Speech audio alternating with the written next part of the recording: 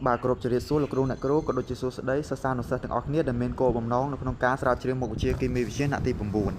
bà thấy này khi men chụp nốt muối để vẽ pon tần đằng bà carbonat một chai chùn bà ta carbonat cứ chia vậy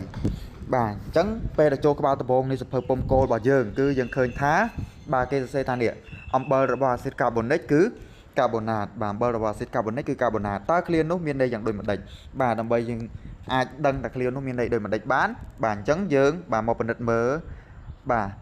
khăm xa này piện mùi sần bà trắng ti muối bà cứ piện ti muối cứ axit carbonic bà ta axit carbonic cứ chia vậy bà ta axit carbonic cứ chia vậy miền bộc phộc màu pina bà trắng đi axit carbonic cứ miền bộc phộc màu pi carbon dioxide rồi lên nó có nóng bà rồi lên nó có nóngตึก ឬក៏នេះយើងអាចsẽបានថា carbon dioxide ប្រតិកម្មជាមួយទឹកបាទឬបាទ oil foil ទៅជានេះ acid carbonic បាទប៉ុន្តែដោយសារតែ acid carbonic នេះជាធាតុពីរដែលវាអត់នៅមួយគ្នាហើយវាអត់មានស្ថិរភាពពលគឺយ៉ាងម៉េចប្រសិនបើយើងចង់សរសេរនេះ radical នៃ acid carbonic បាទនេះ CO3 នេះបាទយើងសរសេរបែបគេសរសេរបែបនេះ CO3 បាទ2បាទ2ដកបាទចំណែកឯអ៊ីដ្រូសែនគឺ H2 បែបនេះមានន័យថាយ៉ាងម៉េចអាកន្លែង2ដកនេះបាទកន្លែង2ដកនេះមានន័យថា radical acid carbonic ហ្នឹងគឺត្រូវការអេឡិចត្រូន2ទៀតដើម្បីឲ្យមានស្ថិរភាពក៏ប៉ុន្តែអ៊ីដ្រូសែននេះបាទអ៊ីដ្រូសែននេះអានេះត្រូវការ2ដើម្បីមានស្ថិរភាពឥឡូវយើងមើលអ៊ីដ្រូសែនម្ដងតើអ៊ីដ្រូសែនត្រូវការប្រមាណដោយសារអ៊ីដ្រូសែននេះមានជើង2នេះហើយអញ្ចឹងមានន័យថាម៉េចអ៊ីដ្រូសែនមួយត្រូវការបាទត្រូវការអេឡិចត្រូនមួយដើម្បីឲ្យសុបាយចិត្តឬក៏មានស្ថិរភាពអញ្ចឹងដោយសារតែវាមាន2នាក់អញ្ចឹងវាឲ្យគ្នាទៅវិញទៅមកគឺអាអ៊ីដ្រូសែននេះគឺអត់ត្រូវការអីទេអញ្ចឹងវាមានស្ថិរភាពវាអាចនៅម្នាក់ឯងបានក៏ប៉ុន្តែកាបូណាតនេះបាទកាបូណាតនេះពេលដែលផ្ដាច់ខ្លួនហើយវាទៅណាបាទវាទៅណាបាទវាទៅណាវាត្រូវការនេះវាត្រូវការអេឡិចត្រូន2ទៀតតើវាទៅណាបាទចម្លើយនោះគឺវាទៅប្រតិកម្មជាមួយនឹងកាល់ស្យូមបាទវាទៅប្រតិកម្មជាមួយគេទៀតវាទៅប្រតិកម្មជាមួយបាទតុងដែកបាទវាទៅប្រតិកម្មជាមួយនឹងដែកបាទវាទៅប្រតិកម្មជាមួយនឹងបាទធាតុដតីទៀតបាទជាតិអញ្ចឹងបាទប៉ុន្តែហេតុអីបានគេថាអំបិលរបស់អាស៊ីតកាបូនិកគឺកាបូណាតបាទអំបិលរបស់អាស៊ីតកាបូនិកអញ្ចឹងយើងទៅមើលតើបាទអំបិលនៅក្នុងន័យគីមីវិទ្យាហ្នឹងមានន័យយ៉ាងដូចម្ដេចបាទឥឡូវយើងទៅមើលបាទនេះបាទនេះមេរៀនអំបិលបាទអញ្ចឹងគេថាម៉េចអំបិលជាសមាសធាតុដែលម៉ូលេគុលវាផ្សំឡើងដោយអាតូមលោហៈបាទនេះអាតូមលោហៈនិង radical អាស៊ីតបាទ radical អាស៊ីតហ្នឹងមានអីគេបាទ radical អាស៊ីតបាទមានច្រើនបាទអាស៊ីត chlorhydric sulfuric បាទ phosphoric nitric អីចឹងទៅប៉ុន្តែអាស៊ីតរបស់យើង radical អាស៊ីតរបស់យើងគឺ radical អីគេ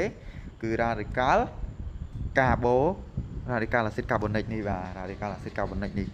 អញ្ចឹងអាហ្នឹងហើយគឺមានន័យថាយ៉ាងម៉េចអានេះនេះ CrCO3 នេះគឺជាអំបិលដែលបានមកពីនេះ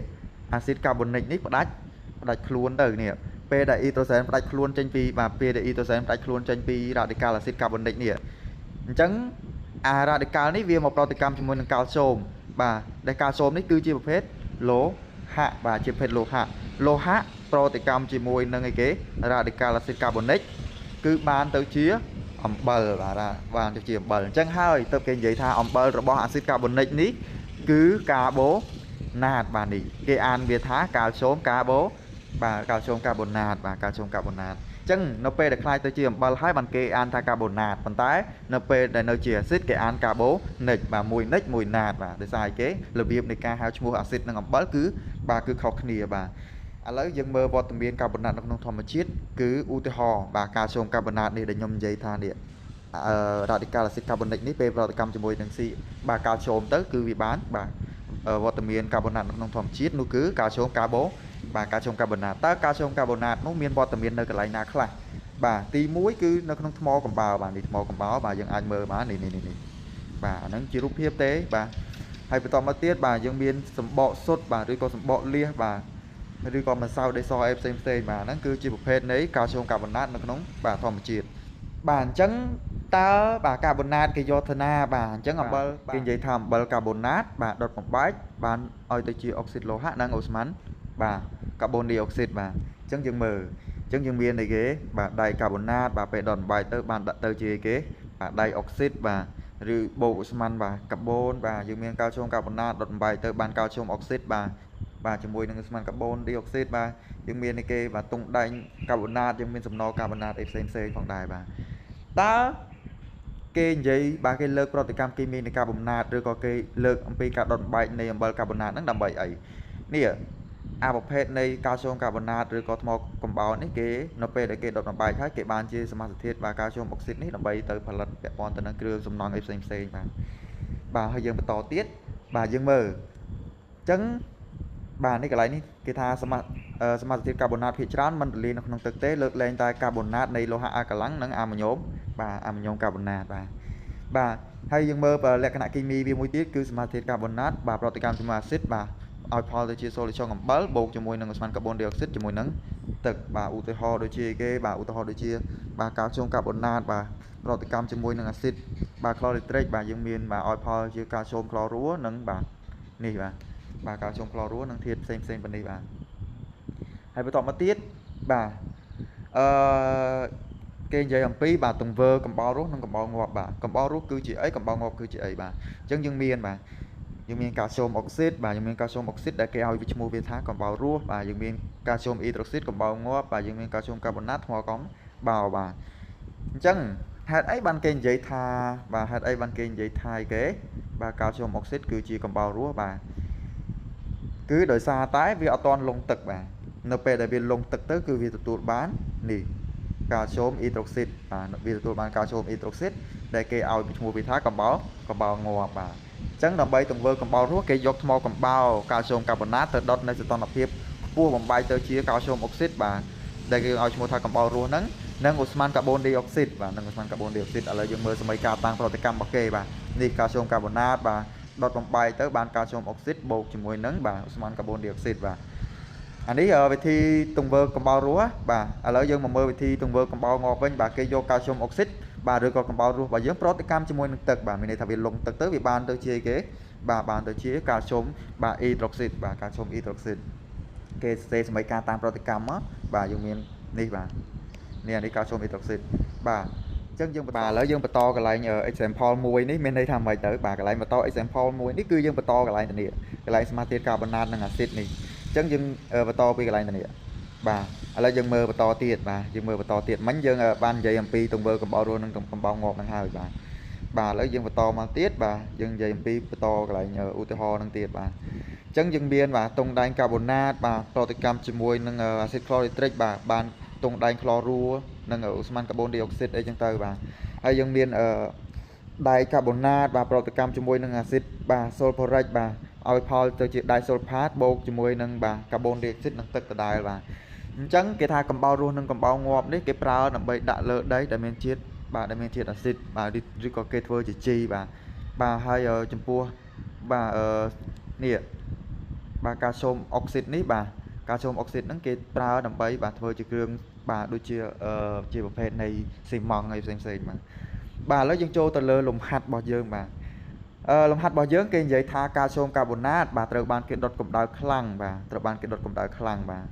អញ្ចឹងគេឲ្យយើងសរសេរសមីការប្រតិកម្មបាទហើយប្រសិនបើ50ក្រាមនៃកាល់ស្យូមកាបូណាតត្រូវបានដុតតើឧស្ម័នកាបូនឌីអុកស៊ីតក៏កើតប្រមាណក្រាមបាទគេឲ្យនេះម៉ាស់ម៉ូលេគុលនៃកាបូណាតបាទឲ្យម៉ាស់ម៉ូលេគុលនៃកាបូនបាទគេឲ្យម៉ាស់ម៉ូលេគុលនៃអុកស៊ីសែនបាទអញ្ចឹងសំណួរសួរថាតើកាល់ស្យូមកាបូណាតបាទពេលដុតកម្ដៅទៅគឺយើងទទួលបានអីគេបាទឥឡូវឧទាហរណ៍ថាយើងនេះយើងមើលទង្វើកំបោរបាទទង្វើកំបោររស់បាទនេះកាល់ស្យូមកាបូណាតបាទដុតកម្ដៅឲ្យផលជាកាល់ស្យូមអុកស៊ីតបូកជាមួយនឹងបាទឧស្ម័នកាបូនឌីអុកស៊ីតអញ្ចឹងយើងទៅសេអាសមីការនឹងមកនេះកាល់ស្យូមកាបូណាតបាទអីគេបាទកាល់ស្យូមកាបូណាតបាទដុតកម្ដៅបាទបានទៅជាកាល់ស្យូមអុកស៊ីតនិងបាទឧស្ម័នកាបូនឌីអុកស៊ីតបាទឥឡូវយើងសរសេរសមីការនឹងហើយយើងមើលថាមានធាតុណាដែលមិនស្មើដូចជាអត់មានទេណាយើងមើលអីគេអុកស៊ីសែននេះ3ហើយអានេះអុកស៊ីសែនទៅនេះ1 2ទៀតអញ្ចឹង3ដូចគ្នាហើយអញ្ចឹងកាបូនបាទទៅនេះ1ដូចគ្នាបាទចំណែកឯបាទកាល់ស្យូមយើងមានទៅនេះ1ដូចគ្នាបាទអញ្ចឹងមានន័យថាយ៉ាងម៉េចបាទមានន័យថាសមីការបាទសមីការអីគេសមីការមានបាទមានលំនឹងបាទសមីការមានលំនឹងបាទសមីការមានលំនឹងបាទឥឡូវយើងមកមើលចំពោះចំណុចខគេឲ្យយើងរកបាទម៉ាស់នៃកាបូណាតបាទម៉ាស់នៃអូស្ម័នកាបូនឌីអុកស៊ីតក៏កើតបាទ chẳng dừng đã tam sợi ca dừng máu sợi ca dừng sen đại máu hay tọt mà tiết dừng kẹt là ni bà mà molecule đấy calcium carbonate nâng mà molecule đấy osman carbon dioxide mà chẳng đôi xa tay cái này dừng đôi xa tay calcium bà miền mà tôm sai sập dừng đã tình máu carbon miền mà tôm đập pí bà bột đập pí bột cho mùi năng địa oxygen đấy miền mà tôm cứ đập làm mùi bà oxygen miền mà tôm đập làm mùi chẳng đôi xa vì miền trường bay chẳng chỉ đã đập làm mùi con đằng bay máu hai tọt mà tiết bà đi chấm pua carbon dioxide của dương thưa việc kia màu hai tọt mà tiết dương vicha tan bắp sắm mà cầm nọt máu cái đạm mấy percent ba calcium carbonate 100 gram bạn để dương khơi về để dương kiện đi hai 300 gram dương từ ban này cái carbon dioxide size 4 gram trong 1 mol chẳng từ nu calcium carbonate 50 gram dương từ bán bà cặp man carbon dioxide bà chùm luôn này cái điện âm này CO bà COP để sai do toàn đăng này chẳng tỏ mau tiết dương thưa sắm mà amroid ní lơ hà sấp size 4 ní lời cái âm đấy carbon dioxide bà carbon dioxideต่ออะไรยังสามารถให้ยังบานแบบนี้บานแบบนี้ให้ต่อมาติดคือยังเตียงรอกเนี่ยเป็นแต่ยังคนควายtới bàเป็นยังคนควายtớiยังบานมารอยในâm COP มาหนึ่งปีปอนปีรอยbà saiสมบูรณ์คนหาสุดมาปีปอนปีรอยให้ต่อมาติดคือยังเตียงรอกในมาคาร์บอนไดออกไซด์máu bàมาคาร์บอนไดออกไซด์máuยังบานphần này bà chẳng bên đây thảm báchคาร์บอนไดออกไซด์ได้ก่อก๊าซคือbà miềnมาbảo với cứ mà phải pi gram bà chẳng chấm pô mê riêng mà chấm nói mà carbonate mà chẳng dương xôm slash bên này sẵn chấm video cáo dương nâng mà to lùm hát bẹ pon tận đứng bà mê riêng carbon và to tiền mà chẳng xôm ở cốn xôm chùm điệp lìa bà lỡ dương bà to cái lại nhờ example mùi ní bên đây tham mày tới bà cái lại mà to example mùi ní cứ dương bà to cái lại này cái lại smart carbonate năng acid này chẳng dương bà to cái lại này bà là dân mơ và to tiệt bà dân mơ và to tiệt mấy dân ban dây MP tùng vơ cầm bao luôn cầm bao ngọt năng hai bà lấy dân và to mang tiết bà dân dây MP và to lại nhờ UTH năng tiệt bà chân dân biên bà tùng đai carbonate bà proticam chìm mùi năng acid chlorhydric bà ban tùng đai chlorua năng osman carbon dioxide đây chân tơ bà hay dân biên đai carbonate bà proticam chìm mùi năng acid bà sulfuric bà alcohol từ chuyện đai sulfat bột chìm mùi năng bà carbon dioxide năng tức đai bà chẳng cái thai cầm bao luôn nâng cầm bao ngọt đấy cái prao nằm bay đã lợn đấy để men chiết bà để men chiết acid bà đi có kết vơi chỉ chi bà hai chấm pua bà nè bà calcium oxide ní bà calcium oxide nâng cái prao nằm bay bà thôi chỉ cường bà đôi chia một phen này xì mòn này xem mà bà lấy dân châu từ lơ lùm hạt bò dương bà lùm hạt bò dương cái vậy tha calcium carbonate bà từ ban cái đột cụm đào khlang bà từ ban cái đột cụm đào khlang bà chẳng cái ao dương xe mấy cá proticam và 2% 50 gramใน calcium carbonate ត្រូវបានដុតទៅ osman carbon dioxide ក៏កើតប្រមាណក្រាមបាទគេឲ្យនេះម៉ាស់ molecule នៃ carbonate បាទគេឲ្យម៉ាស់ molecule នៃ carbon បាទគេឲ្យម៉ាស់ molecule នៃ oxygen បាទអញ្ចឹងសំណួរសួរថាតើ calcium carbonate បាទពេលដុតកម្ដៅទៅគឺយើងទទួលបាននៃគេបាទឥឡូវឧទាហរណ៍ថាយើងនេះយើងមើលទង្វើកំបោរបាទទង្វើកំបោររស់បាទនេះ calcium carbonate បាទដុតកម្ដៅឲ្យផលជា calcium oxide បូកជាមួយនឹងបាទ osman carbon dioxide អញ្ចឹងយើងទៅសេអាសមីការនឹងមកនេះ calcium carbonate បាទអីគេបាទ calcium carbonate បាទដុតកម្ដៅបាទបានទៅជា calcium oxide និងបាទ osman carbon dioxide បាទឥឡូវយើងសេសមីការនឹងហើយយើងមើលថាមានធាតុណាដែលមិនស្មើដូចជាអត់មានទេណាយើងមើលអីគេ oxygen នេះ3ហើយអានេះ oxygen ទៅនេះ1 2ទៀតអញ្ចឹង3ដូចគ្នាហើយអញ្ចឹង carbon បាទទៅនេះ1ដូចគ្នាបាទចំណែកឯបាទ calcium យើងមានទៅនេះ1ដូចគ្នាបាទអញ្ចឹងមានន័យថាយ៉ាងម៉េចបាទមានន័យថាសមីការបាទសមីការអីគេសមីការមានបាទមានលំនឹងបាទសមីការមានលំនឹងបាទសមីការមានលំនឹងបាទឥឡូវយើងមកមើល